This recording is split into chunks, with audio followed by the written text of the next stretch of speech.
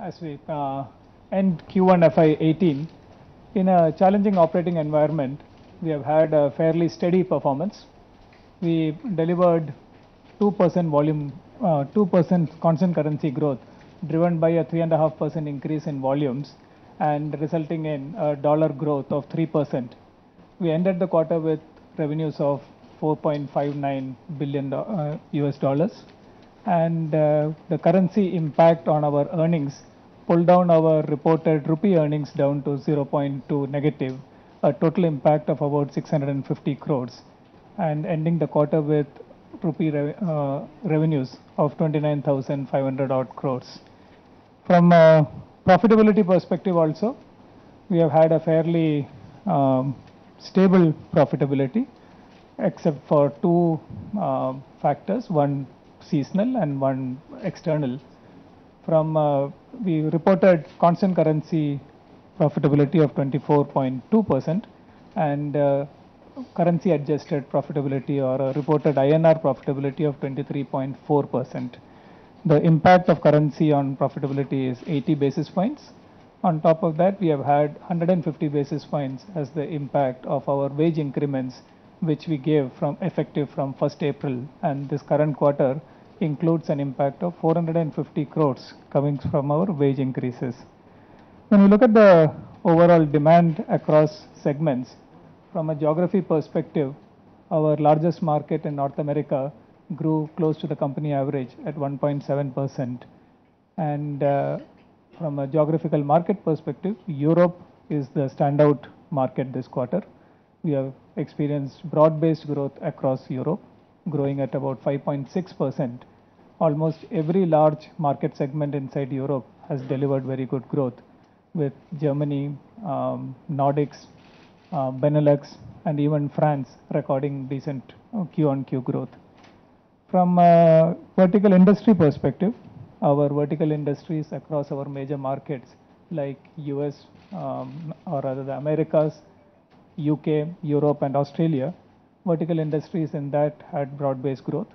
Except for BFSI and retail, all other industries in these markets grew at better than 3.5%.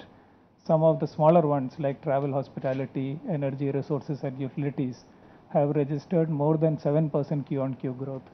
BFSI itself has clocked in just about 2% growth, and retail is at about 2%.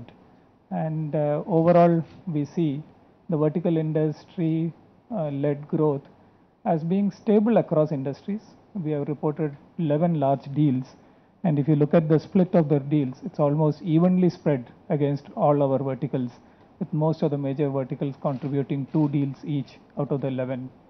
The deal structure is also, from a geographical perspective, actually skewed towards North America. 7 out of the 11 deals came out of North America. And in North America, in terms of new customer acquisition and new deals, we are seeing a fairly strong pipeline with very strong uptake, especially in the smaller customer set. You see this reflected in our customer metrics also. Our customer portfolio continues to strengthen, with our largest set of $100 million clients increasing by 1. We today have 36 customers from whom we generate more than 100 million. But as you look down the customer pyramid, you will find that we have significant increase across all bands, and especially at the smaller levels, like at the 10 million band, we have the number of customers increasing by more than 10. So we are seeing a very broad-based expansion of our customer portfolio as we churn more and more into the new revenue streams. Talking about new revenue streams, our digital revenues contributed 18.9% of revenues this quarter, registering a growth of 7.6% Q-on-Q and 26% year-on-year from digital revenues. Today we are at a run rate of almost $3.5 billion from digital revenues. As you know, we reconstituted our service lines, and I'm glad to say that most of the new service lines are doing quite well. Our cognitive business operations grew more than 5% Q-on-Q, and even the newer ones like IoT is seeing significant customer traction.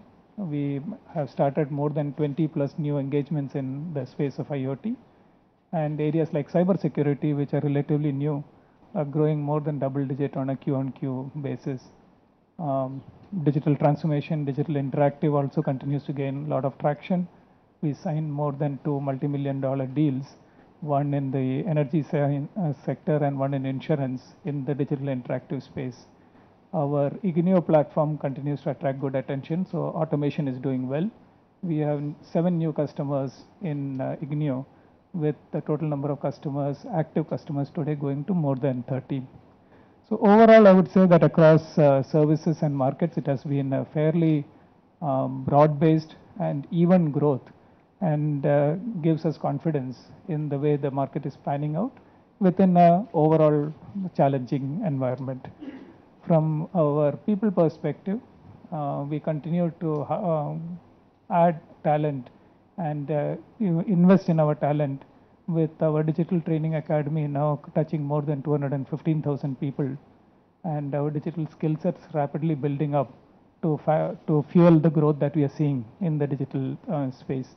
Our hiring continues with about 11,200 people of gross hiring, and our attrition on a seasonality adjusted basis is ticking down, and today is at about 11.6% for IT services. I would say that, again, to wrap it up, from an industry or from an overall demand perspective looking forward, we see a combination of strong demand for smaller projects coming out of newer areas like digital, and some amount of very large transformation deals that we spoke about last time also, especially in the insurance space. And as that materializes, we should see a significant change in the overall environment. The volume of deals, both from small transformation or small digital deals or medium-sized digital deals, is continuing to be quite strong across almost all our verticals. Most of our large clients have a joint or a twin agenda, an investment agenda to change their technology portfolio more and more into the newer stack, and an increasing productivity agenda in terms of increasing efficiency in their operations. And TCS continues to participate on both sides of this equation as we go forward. So with that, I would like to turn it over back to Pradipta, and we'll take questions. Thank you, Rajesh. The first question comes from Reema Tendulkar of CNBC. Good evening, gentlemen, and thank you for speaking to CNBC TV18. Rajesh, you said the profitability was impacted by seasonal and external factors. So if you could elaborate what you meant by external. Secondly, there seems to be some reclassification in your verticals. So you've introduced regional markets. That's about 17.5% of your revenues, which has seen a decline of 3.6%. So if you could tell us, what that is, and what the BFSI and retail growth would be like to like compared to the prior quarters on account of this reclassification. And thirdly, on account of the weaker margins, would you like to tweak your 26 to 28% margin band guidance? Quite a lot of questions. So external factor there when the profitability side is really the currency. So as I said, if you take the one-off factor, which is our salary increase, and the currency, which is of course not predictable, adjusted for that, we have had an even profitability. So it's 150 bips on the salary hike and 80 basis points on the impact of currency, leading to totally an impact of 230 basis points.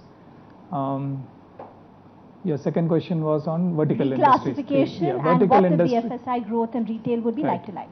So on the vertical industry side, when we looked at our numbers, as you know, our primary reporting segment is vertical industry, and that continues in our financials. You will find our primary segment based reporting, but when we are calling out greater color in it, we felt it is better to classify the major markets, as we call them, which is the Americas, the UK, Europe and Australia, which are more annuity driven markets and are typically characterized by stable flows, so that Q on Q movements are much more trend based rather than sporadic. So we have clubbed them together, which is about 85% of our business. And the more project centric and one-off centric markets like India, Middle East, Japan, Diligenta, our products business, all of those we have clubbed together into the what we calling regional market and others. they by nature are volatile Q on Q, and movement there is not a trend based. It is actually a one-off kind of thing. So we think this is a more transparent way of showing it. It differentiates between volatility that is introduced due to the nature of projects versus more stable markets. And we have given comparatives stretching backwards. As typical, whenever you restate segments, you give comparatives looking backwards rather than restating the current number in the historical way. So it will not be able to share the like-to-like look from looking at the old classification. What we can do is to change the old one into the new way, and with that you are seeing the 2.1% growth. So we are giving 5-quarter comparison that will give you a good idea about what the trend line looks like. But I think this is a better way of looking at it, which is a more stable long-term way. From a profitability perspective, again, as I said, adjusted for the two elements that I spoke about, it has been stable profitability. Typically, Q1 is also characterized by us trying to tweak our operations to deliver some amount of productivity gains to offset the salary one. This quarter has been more a quarter of transition. It's been a quarter where we are trying to stabilize our operations with the new leadership team that we have. And we continue to also focus on actually investing into the new growth areas. So I would say that long-term or even medium-term wise, our target continues to be the same. But right now the focus is to ensure that the transition goes smoothly, we stabilize into the new operating model, and we maintain stable profitability, which sets us up well for future expansion in our margins. Okay, just one follow-up question on BFSI and retail. How would you say your commentary on demand has changed vis-a-vis 3 months ago? When will the expected recovery take place in the verticals? And even on the top line, after a 2% growth that you've seen in Q1, the asking rate from Q2 to Q4 would be about 2.7% CQGR to deliver the same kind of growth that we saw last year. And considering the second half is weak, would you say that FY18 is turning out to be slightly weaker than FY17 in constant currency? So our commentary on both BFSI and retail does not materially change from where it was 3 months back. As we had said, retail is structurally stressed, and we are seeing weakness in that sector. But we are participating well in clients' investments into new areas, and you should expect some amount of volatility in retail. It's difficult to call it just because of the nature of the industry. In BFSI, we are seeing very strong demand from the bottom of the pyramid, from smaller client bases, as the sector is, technology is revolutionizing the sector, and many new entrants are coming into the sector. And the challenges among the upper end of that sector is quite well known, and we are not immune to that. So we are seeing very strong demand coming from the bottom of the pyramid, and some amount of stress at the top of the pyramid. So once again, commentary doesn't change significantly. No deterioration or improvement? No deterioration or improvement. You're seeing a twin kind of a demand environment. Looking forward, your maths must, I'm sure the numbers are this thing. So we stay optimistic. As I had shared with you, the pipeline is strong, especially new customer addition. The growth in our account base at the bottom of the pyramid is very strong. Structurally, that's very encouraging because our ability to actually mine these customers is quite good. So as we add customers at the bottom of the pyramid, that sets us up very well from a medium to long-term perspective for growth. Immediate year, you know that we don't share our outlook for the year, but this is where we are. Would you still call it an incrementally positive year, FY18, as you'd called it 3 months ago? This is my first year, so I can't talk about incrementalism in this. Right? I think if I can add to what Rajesh said, I think we had 2 customer events in Europe and UK as well as in US. A number of customers with whom we could network, we could interact. None of them, while the macroeconomic environment has certain uncertainties, but they are quite optimistic about what is in store for them. And what was striking for us was the kind of workplace and workforce transformation initiatives that most of these financial institutions are going through. And for the, let's say, reconstituted digital transformation services, it's doing well. And we have seen the demand environment there is good. We have signed up in the insurance and space, 2 transformation deals, one in Australia as well as one in UK. And there are a few more in the pipeline, and which gives us a good amount of an optimistic outlook for our business with vis-a-vis the banking financial services. So when will the rebound in BFSI take place?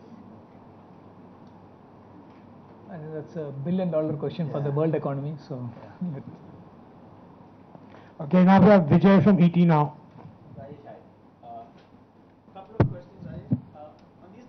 Couple of questions, Rajesh. On these numbers, if you could throw some light on how much was the impact of rupee appreciation, wage hike, and visa costs. And secondly, also on the BFSI side, as you're rightly pointing out, how do you see any outlook, say, in the next 2 to 3 quarters? And also, what's going to be the roadmap on the hiring side? Because that is one subject which is being discussed a lot when it comes to IT companies. Thanks. about 650 crores due to the currency side, and the impact on profitability is about 80 basis points. Our impact due to wage hikes on profit in this quarter is about 450 crores. The BFSI demand in the next 2-3 quarters is difficult to call.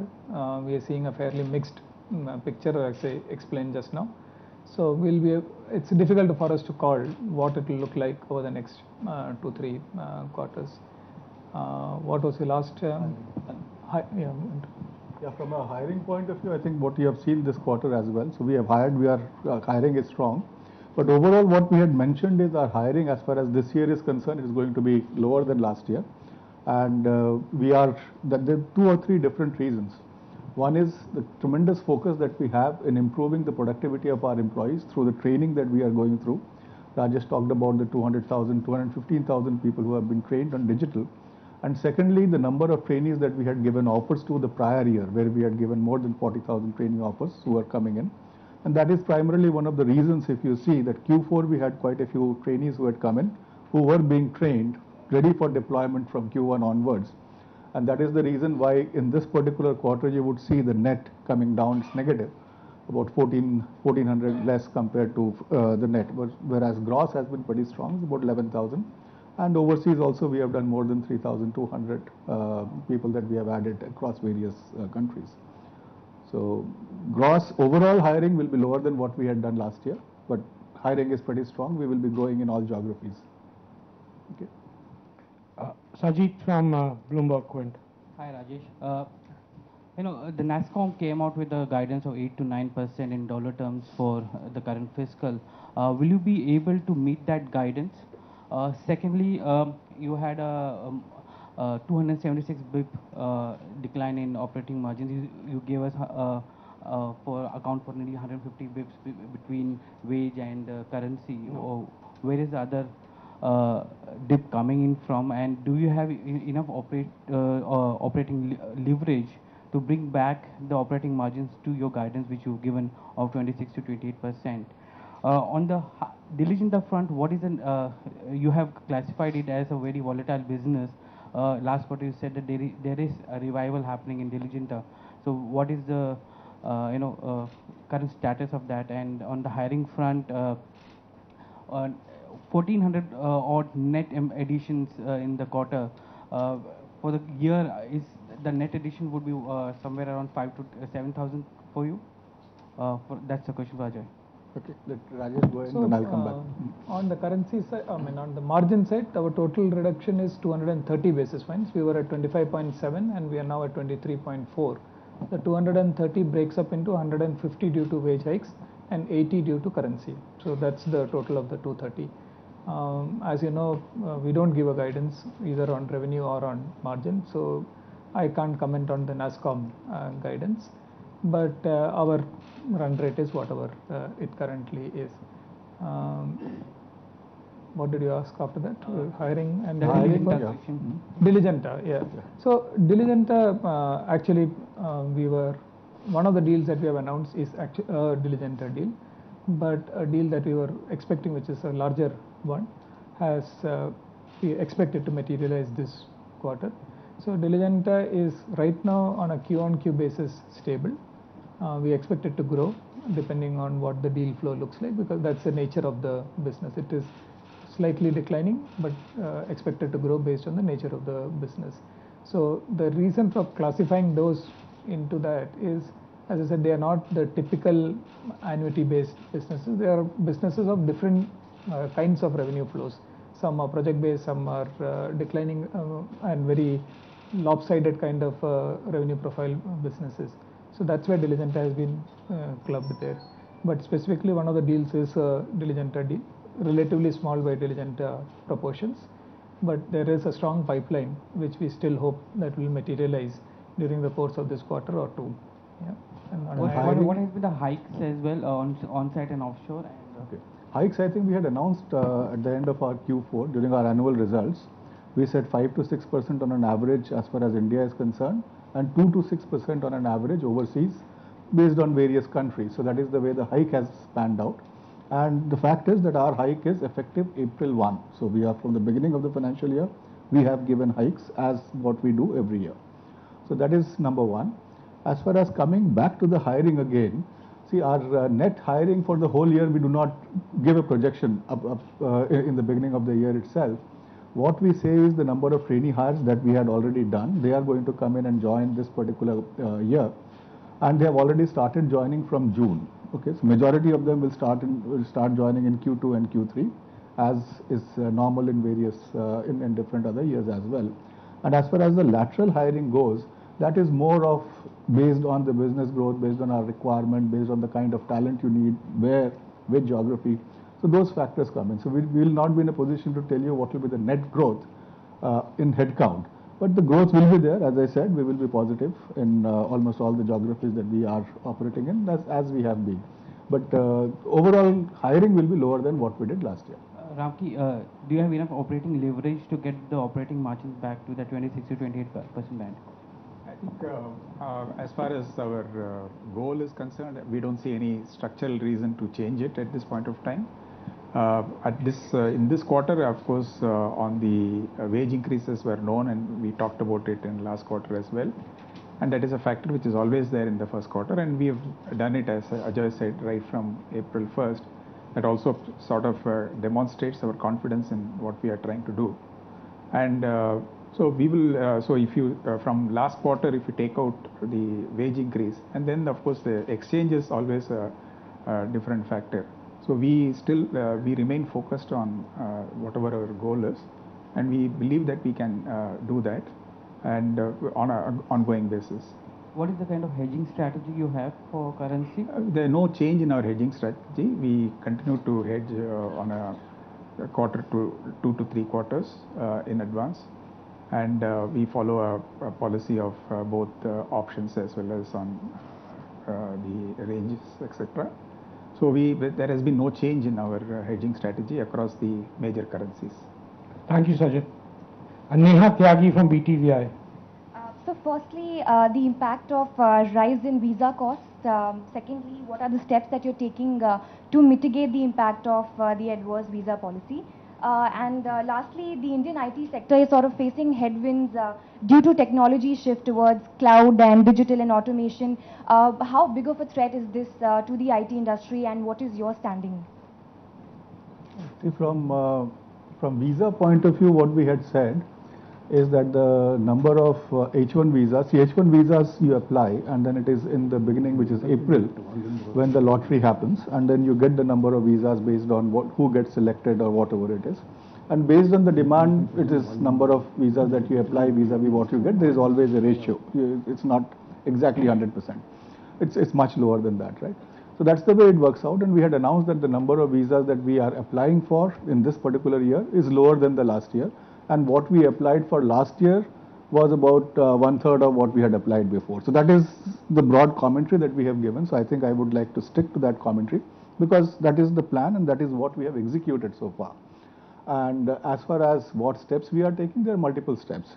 One is automation that is happening. Second is some of the projects that whether the whole thing has to be done on site, some of it could be done from, we are a network global delivery center model, it could be done from somewhere else. We are hiring on site.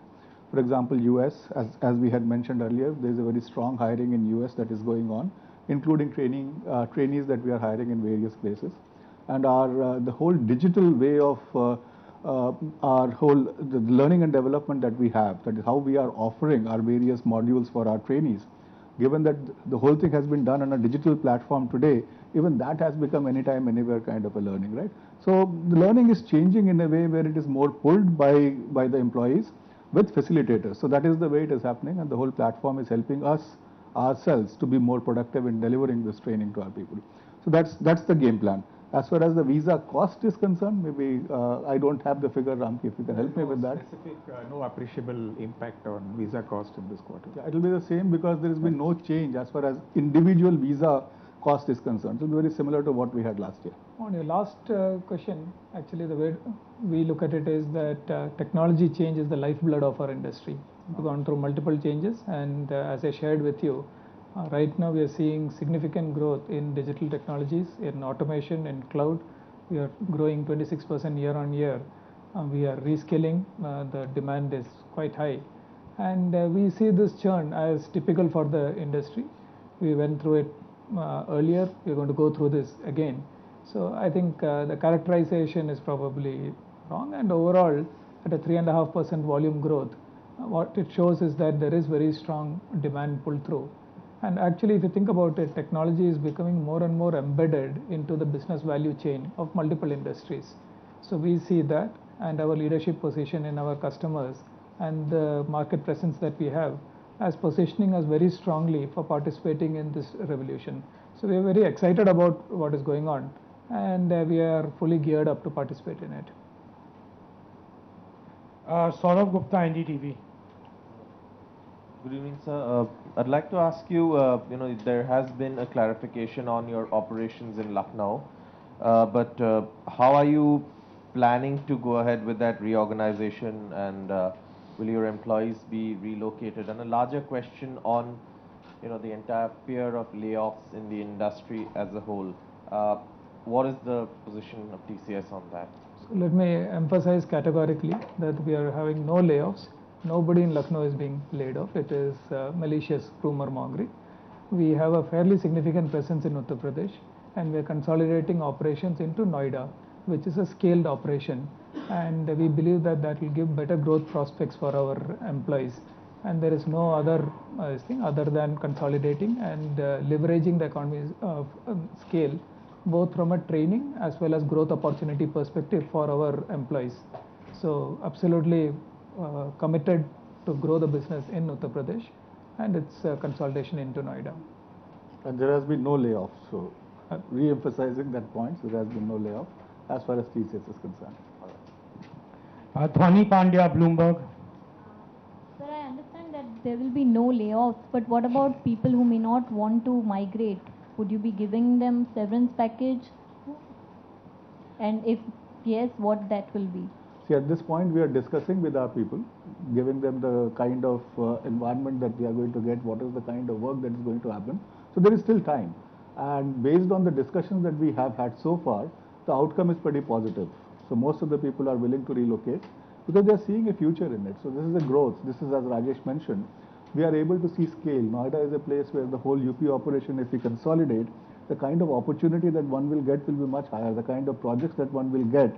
Today you are on one technology, tomorrow you want to work on a different technology. That becomes difficult in a small center compared to a much larger center. So given that kind of opportunity, I think everybody is in a position to move. But if there are any differences, or if there are any places where some help needs to be given, we'll definitely evaluate that. Also, I wanted to ask you a question about, you've been training your employees for digital technologies and migration. I wanted to understand that you have earlier mentioned around 200,000 employees have been trained. Yes. So I'm assuming that's half of your staff. And so rest of your staff is not yet trained.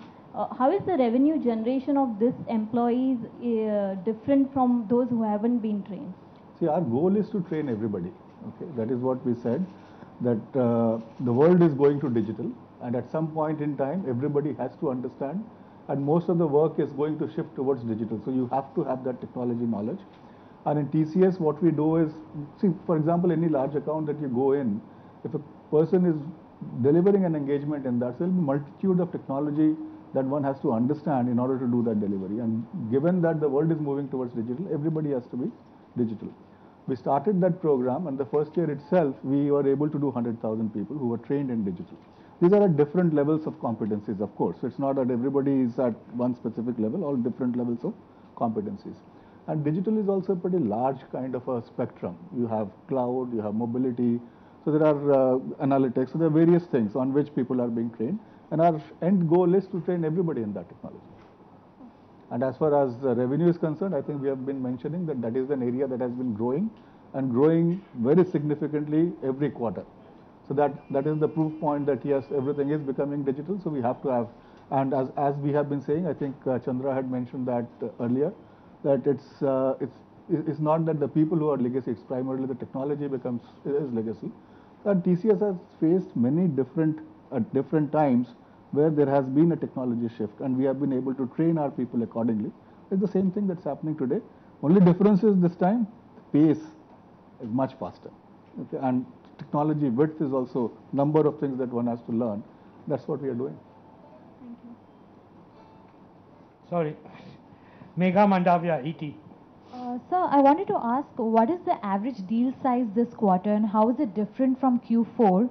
And secondly, would smaller deal size be the new normal for TCS going ahead? There has been a slowness in large deals is what I understand. Q4 to Q1, I don't think there's any material change in the deal sizes. But as typical in new technologies, typically deal sizes are smaller. But overall, we have seen deal sizes in digital increasing in size. And as we are seeing larger and larger digital deals coming on, as customers start moving digital investments away from small front-end investments to more into integrating it with their back-end and core systems. So we are seeing an increasing deal size in digital business. How much percentage of time have you seen a significant change in the increase in deal sizes in digital? Use the mic, please. Has there been a significant improvement in the deal size, or has it been slow and steady? I would say it's a slow and steady improvement. Overall, digital contributes now 18.9% of our business. But within digital, as I said, increasing deal sizes, but nothing. It's not a dramatic change. It is a continuous incremental change. So would we be able to come back to the old deal sizes in about a year or so, since the deal sizes have fallen and now they're back increasing? Difficult for us to project, but yeah, I mean, whether a year or not, I don't know. Key wins that we have announced, they're all large deals. Yeah. Some of the key wins that we have announced today, they're all large deals. Okay, so it's a right combination of large deals. And in the area of digital, we see, the deal sizes have been in smaller, but when they all get added together, for example, for a particular customer, we may end up having 10 small deals within a quarter. I mean, that's the kind of a nature of work that digital involves. Find us on Facebook at facebook.com/ETNow and don't forget to click the like button. You can also follow us on Twitter at ETNow Live. To stay updated with all our programming, hit the subscribe button on our YouTube channel by logging on to youtube.com/ETNow.